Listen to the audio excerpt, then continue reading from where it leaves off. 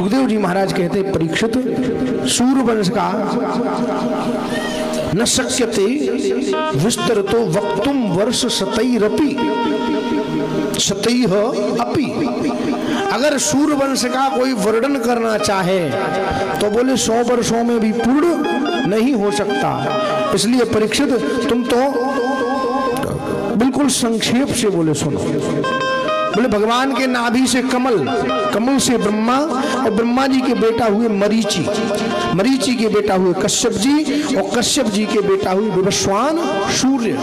यहाँ से चला बोले सूर्य वंश। और सूर्य भगवान सूर्य के पुत्र हुए श्राद्ध देव मनु, जिनकी श्रद्धा नाम की एक कन्या भी थी। और इन्हीं के वंश में आगे इक्ष्वाकु, नग, शर्याति, दिष्ट, घृत, करुष, नरस्यंत, प्रशद्र, नभग, कवि आदि ये 10 पुत्र हुए। और सूर्यवंश का जो विस्तार है वो शर्याति नामक जो राजा थे, इनके 2 पुत्र थे, उनसे भी हुआ।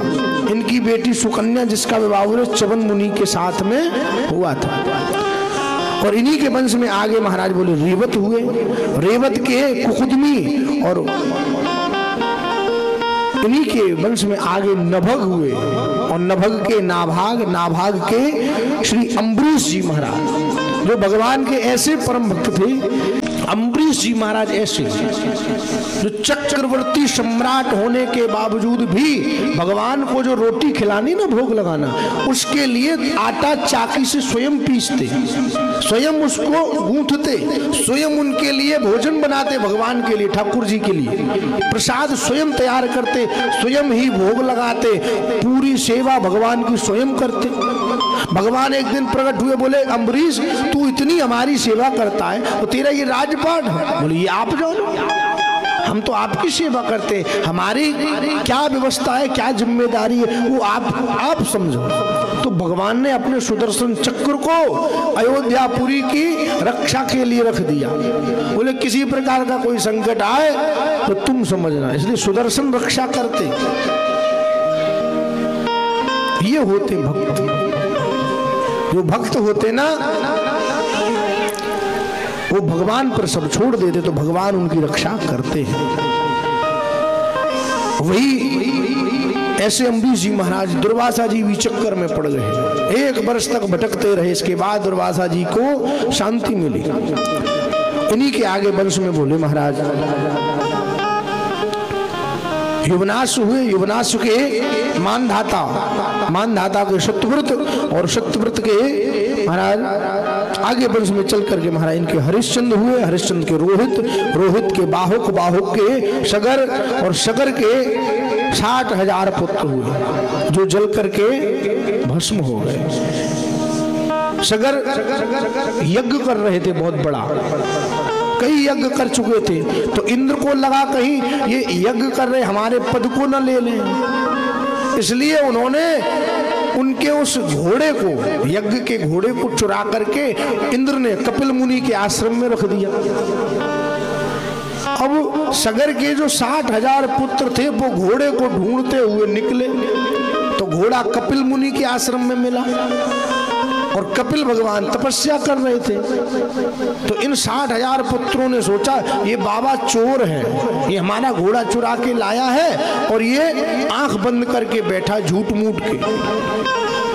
तो श्री कपिल भगवान को अपमानित करने लगे, उल्टा पुल्टा बोलने लगे। कपिल भगवान की समाधि खुल गई, क्रोध आ गया, जहां दृष्टिपात हुआ 60,000 पुत्र जल करके राख हो गए, भस्म हो गए, जल गए।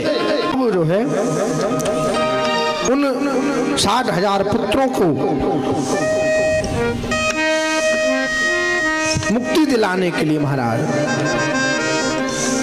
इन्हीं के वंश में आगे असमंजस, असमंजस के अंशुमान, अंशुमान के दिलीप, दिलीप के भगीरथ, जब इन सब ने मिलकर के तपस्या की, भगवान का भजन किया, तब जाकर के गंगा जी इस धराधाम पर आई और उनका उद्धार हो गया। और महाराज इन्हीं के वंश में आगे ऋतुपर्ण के सौदास, सौदास के अस्मत, अस्मत के नारी कवच के खट्वांग, जिनकी मुक्ति एक मुहूर्त में हो गई थी। और इन्हीं के दिलीप के रघु, जहां से रघुवंश चला, और रघु के महाराज दशरथ, रघु के अज के दशरथ। इस प्रकार से ये वंश वर्णन।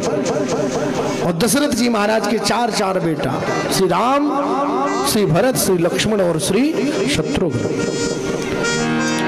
महाराज दशरथ को चौथापन आ गया, घर में कोई संतान नहीं है। एक बार भूपत मन माही, है गलान मोरे सुत नाही।